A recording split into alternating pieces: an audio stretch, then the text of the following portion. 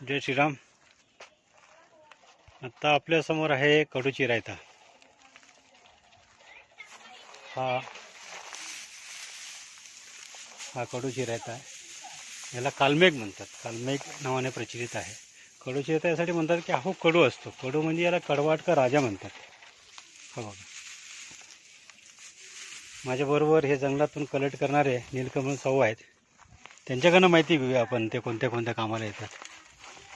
नीलकमल जी, आप बोलिए ये जो कालमेघ है किस किस चीज़ में काम आता है?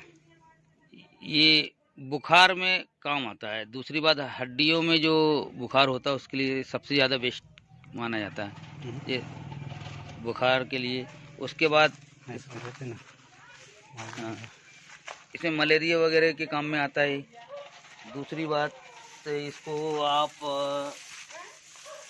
बुखार हड्डियों के लिए, मलेरिया, फिर उसके बाद शुगर के लिए शुगर में भी इसका उपयोग होता है।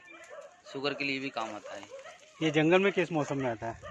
ये जंगल में शीत ऋतु के लास्ट में, कौन से इसमें? नहीं, शीत ऋतु के फर्स्ट में आता है।